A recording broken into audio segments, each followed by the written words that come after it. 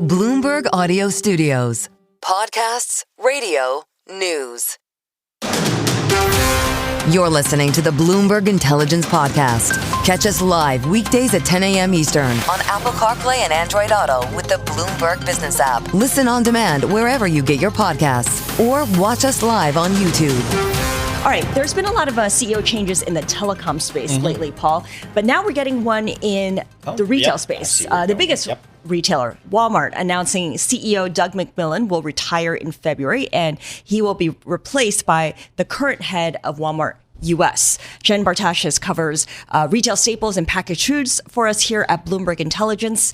Jen, was this a surprise or was this a finely planned succession plan? Good morning. So the surprise is really only in the timing, not in the selection of who is actually going to succeed Doug McMillon. John Furner has been in a position for the last 6 years as CEO of Walmart U.S. Everyone has presumed that he would be the heir apparent to the CEO role. So it's really just a matter of the timing of it that has caught people a little bit by surprise today. I'm looking at this guy, Mr. McMillon. He's only 59 years old. Now what? I mean, that's kind of young, right? It is reasonably young. He's been at the helm since 2014. Okay, and I will say to his credit, he's really implemented a cultural change at Walmart. If you think back to the early noughts, Walmart had a bit of a reputation as maybe a bully with some of their suppliers and partners. And that culture has really evolved to where it's much more of a technology-led company. They're willing to experiment. They try, they fail, they move on. They've tried different strategies, and they're not afraid to back away when they're not panning out and to delve into something new.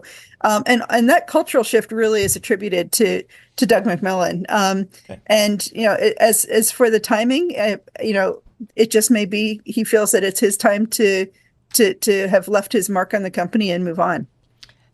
What does this mean for a company like Target or anyone else that competes with Walmart? Does this present an opportunity, or are things just going to go exactly as they were at Walmart, where the strategy remains consistent and there's no real entry point for someone who has maybe been an also-ran to kind of close the gap? I think that's a great question. And when it comes to tactics, we're not expecting any major pivot in strategy by John Furner when he takes over as CEO.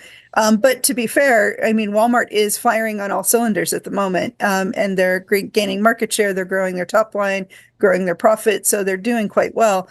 That said, at Target, we also had a new CEO announced not long ago. And for Michael Fidelke, who's moving into the CEO role, it's much more about the focus on Target's transformation and a turnaround plan. Now, whether that presents an opportunity with a change at Walmart as well, that's a little hard to say, because I think first Target's got to get their house in order before they go after other people's houses as well. All right. So stepping back here, what's the play for Walmart? If you're an investor in Walmart today, why are you an investor in Walmart today?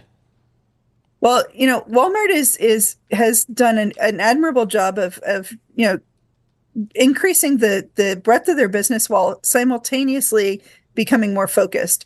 If you think over the last several years, they've exited some of their international markets where they weren't performing well. They've really focused on technology, the implementation of things like AI to support their business. Their digital sales growth is growing. The marketplace for online sales is growing. So, when you look at it from an investor perspective, there are a lot of things that are happening at Walmart that should lead to consistent future growth. And that also includes, a lot of the, it includes the efforts that they're making to bring higher income households into their group. And if they're able to successfully retain those households going forward, that just sets up a whole new wave of potential growth for Walmart in the long run, with a much more robust core customer. And so those are the kinds of things where you look at them and you look at them relative to competitors and how those peers are valued. And although, from a valuation perspective, Walmart is, more expensive than it had been, there's still a lot of opportunity to grow. Stay with us. More from Bloomberg Intelligence coming up after this. You're listening to the Bloomberg Intelligence Podcast. Catch us live weekdays at 10 a.m. Eastern on Apple CarPlay and Android Auto with the Bloomberg Business app. Listen on demand wherever you get your podcasts or watch us live on YouTube. Let's move now to the pharmaceutical sector with a big purchase here by Merck, a $9.2 billion purchase of Cidara Therapeutics for $221.50 a share in cash. Madison Muller is our Bloomberg News healthcare reporter, and she joins us now. And Madison, this is all about filling the pipeline because Merck is losing patent protection on one of its blockbuster drugs. Exactly. And this is sort of the perpetual problem for pharmaceutical companies, is that they face these patents for huge blockbusters that end up accounting for a large majority of their sales. I mean, in Merck's case, almost half the company's revenue last year came from Keytruda, which is facing a patent expiration in 2028. This is a cancer drug, one of the best-selling pharmaceutical products of all time. And so Merck has been looking for other products to replenish its pipeline. Like you said, this is one of them. They did another deal earlier this year. And so looking to flu treatments, which flu, even though we have vaccines, antivirals for, the vaccines are effective. But for a long time, scientists, researchers, drug makers have been hunting for more effective and different products to help prevent the flu, which lots of Americans die from still each year. So where would Merck like to be in terms of, I guess when you're thinking back, having half your sales tied to one drug, while it's a great drug and it's all good, that's probably not what you want from a diversification standpoint. What does Merck say about what they'd like to be? Yeah, it's interesting because a lot of pharma companies end up facing this problem. We look at Novo Nordisk, and they're facing a similar issue. They're not necessarily looking at patent expirations, but they're looking at government price negotiations and cuts for their best-selling drugs, Ozempic and Wegovy. The majority of their sales come from those products. And so a lot of times pharmaceutical companies end up in this situation where they have one product accounting for the majority of sales.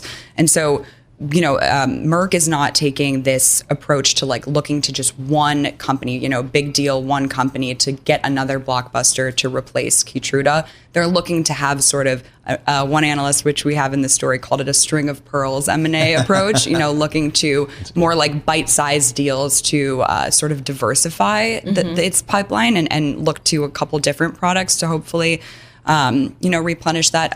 AbbVie was in a similar situation with its best-selling drug, Humira, and they now have, and that was an arthritis drug, they now have 2 arthritis treatments that are sort of accounting for like half and half of what Humira was bringing in. So it's interesting, and all the pharmaceutical companies are sort of taking different approaches to how they're doing it, but it seems like sort of doing this string of pearls approach, having a couple of different products, is the way that they're thinking about it right now. I feel like I remember that once upon a time, a lot of these companies that were losing patent protection on their drugs would come out with like a tweak to the drug. Maybe it's in gel capsule form as opposed to tablet form, and that would, extend the patent for a little bit longer. Mm-hmm. Is that something that they still do? Yeah, it is. It's definitely something that they still do. There are lots of ways to extend a patent, getting a new indication for pediatrics or different formulations or combinations.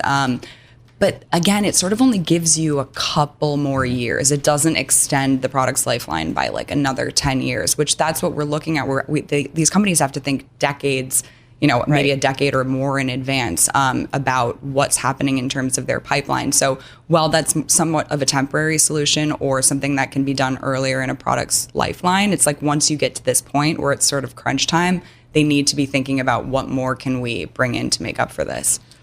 Is the Trump administration and the regulators, are they okay with these deals? Do they ever challenge any of these deals, or are they kind of under the radar? So far, it's sort of under the radar. This one's interesting. Actually, there was another analyst note this morning about how they don't think that the FTC per se will have a problem with this deal, but it's interesting to do a deal in the infectious disease space, given the Department of Health and Human Services stance on vaccines, infectious disease right now. And while this isn't a vaccine, it's just an interesting time in that space in general. So while there might not be additional FTC scrutiny, it might be something, and again, this is sort of hypothetical, but just like given the climate right now, is something that HHS could potentially keep an eye on or look at. Stay with us. More from Bloomberg Intelligence coming up after this. You're listening to the Bloomberg Intelligence Podcast. Catch us live weekdays at 10 a.m. Eastern on Apple CarPlay and Android Auto with the Bloomberg Business app. Listen on demand wherever you get your podcasts or watch us live on YouTube. A lot of news in the telecom space today. We had a lot of change in the CEO suite. We've got a lot of stuff happening here. Verizon's out with a big story I want to get to about cutting costs there. John Butler joins us. He covers all the telecom stuff for Bloomberg Intelligence. Let's start with Verizon here. Planning to cut about 15,000 jobs. That's about 15% of the workforce. I mean, this is big. What's going on there? That is a lot. So they have a new CEO, Dan Schulman. He's been on the board for a long time. So he's had a front row seat to what Hans Vestberg was doing. And his feeling was that Vestberg, who was leaning into a network first strategy, so he was out there telling everyone Verizon has the best network. It's the only reason to be with us. It's the best reason to be with us. And it just wasn't resonating. I think Schulman saw it and said, we need to be consumer first, not network first. So he took over, I think it was October 3rd, at the beginning of October. He's new at the company, but again, he's new in the role, but he's not new at the company. And so I think my hope is at least that these cuts are carefully considered, because just as you say, with cutting 15 to 20% of the workforce at a telecom, risk cutting into bone, not just fat. And he was at AT&T before. This is a telecom guy, right? He was at Virgin Mobile too. He has telecom experience. And he also helped to sort of pull PayPal out of the dredges. I think they headed back there during his tenure as well. So it was a little bit of a controversial ride for him there.